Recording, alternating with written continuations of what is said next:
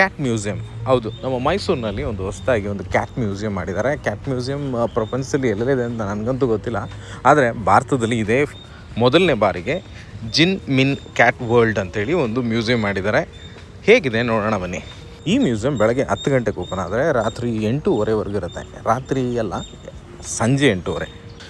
ಇಲ್ಲಿನ entry fees ದೊಡ್ಡವ್ರಿಗೆ 100 ರೂಪಾಯಿ ಚಾರ್ಜ್ ಮಾಡ್ತಾರೆ, ಮತ್ತು ಮಕ್ಕಳಿಗೆ 3ರಿಂದ 10ನೇ ವರ್ಷದ ಮಕ್ಕಳಿಗೆ 70 ರೂಪಾಯಿ ಚಾರ್ಜ್ ಮಾಡ್ತಾರೆ. ಸ್ವಲ್ಪ ಎಕ್ಸ್ಪೆನ್ಸಿವೇ ಆಯಿತು. ನಮ್ಮ ಮೈಸೂರು ಝೂನೇ ಅರೌಂಡ್ 100-120 ರುಪೀಸ್ಗೆ ಎಂಟ್ರಿ ಕೊಡ್ತಾರೆ. ಬಟ್ ಇಲ್ಲಿನ ಮೇಂಟೆನೆನ್ಸ್ ಬಗ್ಗೆ ನಮ್ಗೆ ಗೊತ್ತಿಲ್ಲ, ಅದರಿಂದ ಇದ್ರ ಬಗ್ಗೆ ನಾನು ಕಮೆಂಟ್ ಮಾಡಲ್ಲ. ಬಟ್ ನನ್ನ ಪ್ರಕಾರ ಇದು ಸ್ವಲ್ಪ ಎಕ್ಸ್ಪೆನ್ಸಿವ್ ಆಯಿತು. ಈ ಮ್ಯೂಸಿಯಂನಲ್ಲಿ ನಾವು ಸುಮಾರು ವಿಷಯಗಳನ್ನ ಕಲಿಬೋದು. ಈ ವಿಧಗಳು, ಎಷ್ಟು ವೆರೈಟೀಸ್ ಇದೆ ಈ ಕ್ಯಾಟ್ಗಳಲ್ಲಿ ಅಂತ ಗೊತ್ತಾಗುತ್ತೆ.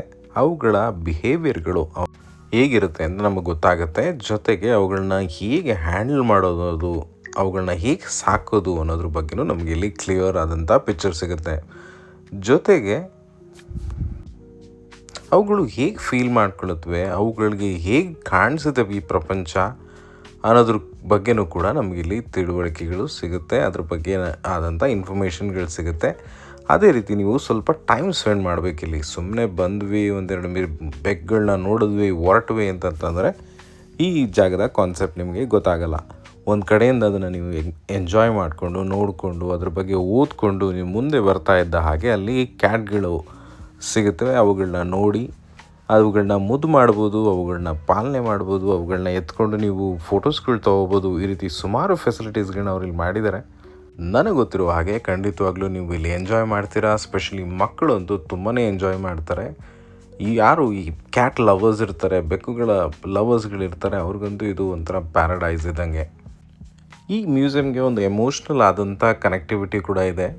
ಈ ಫೌಂಡರ್ ಬಂದು ಅವರು ಸಾಕ್ತಿದ್ದಂಥ ಒಂದು ಬೆಕ್ಕು ಕೋಕೋ ಅನ್ನೋ ಒಂದು ಬೆಕ್ಕನ ಮೆಮೋರಿಯಲ್ ಆಗಿ ಈ ಮ್ಯೂಸಿಯಮ್ನ ಅವರು ಮಾಡಿದ್ದಾರೆ.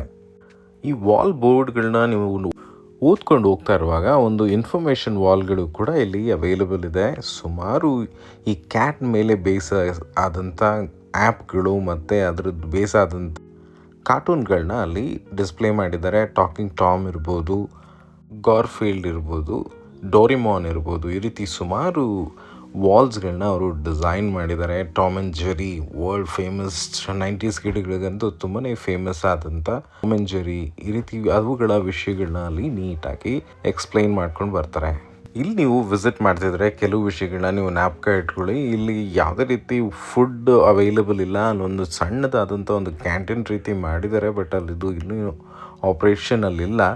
ಆದ್ದರಿಂದ ನೀವು ಮಕ್ಕಳ ಜೊತೆ ಬರ್ತಿದ್ದೀರಾ ಅಂತಂತಂದರೆ ನೀರು ಕ್ಯಾರಿ ಮಾಡ್ಕೊಳ್ಳಿ. ಅವುಗಳಿಗೆ ಮಕ್ಕಳಿಗೆ ಏನಾದರೂ ಸ್ವಲ್ಪ ಸ್ನ್ಯಾಕ್ಸ್ ಏನಾದ್ರು ತೊಗೋಬೇಕು ಅಂತಂದರೆ ಅದನ್ನು ತೊಗೊಳ್ಳಿ. ಆಮೇಲೆ ನೀವು ಬೆಳಗ್ಗೆ ಇಲ್ಲ ಅಂತಂದರೆ ಸಂಜೆ 4 ಗಂಟೆ ಮೇಲೆ ಹೋದರೆ ಆ ಬೆಕ್ಕುಗಳು ಆ್ಯಕ್ಟಿವ್ ಆಗಿರುತ್ತೆ. ಇಲ್ಲ ಅಂತಂದರೆ ಅವುಗಳು ಸುಮಾರು ಮೆಜಾರಿಟಿ ಆಫ್ ದ ಟೈಮ್ ಮಲಗಿರೋದ್ರಿಂದ ಆ ಮೂಮೆಂಟಲ್ಲಿ ನೀವೇನಾದರೂ ಹೋದರೆ ಅಷ್ಟು ಆ್ಯಕ್ಟಿವ್ ಆಗಿ ನಿಮಗೆ ಕಾಣಿಸೋದಿಲ್ಲ.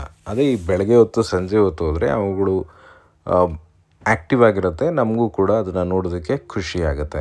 ಈ ಬೆಕ್ಕುಗಳು ಸಿಂಹ ಮತ್ತು ಹುಲಿ ಜಾತಿಗಳಿಗೆ ಸೇರುತ್ತವೆ. ಅವುಗಳನ್ನ ನಾವು ತುಂಬಾ ಕ್ಲೀನಾಗಿ ಇಟ್ಕೊಳುತ್ತವೆ. ಒಂದು ದಿನದಲ್ಲಿ 2 ಟೈಮ್ಗಳು ಅವುಗಳನ್ನ ಕ್ಲೀನ್ ಮಾಡ್ಕೊಳ್ಳುತ್ತೆ. ನೀವೇನಾದ್ರು ಸಾಕ್ತೀರಾ ಅಂತಂತಂದರೆ ಅದನ್ನು ವಾರಕ್ಕೆ 2 ದಿನ ಸ್ನಾನ ಮಾಡಿಸ್ಬೇಕಾಗತ್ತೆ.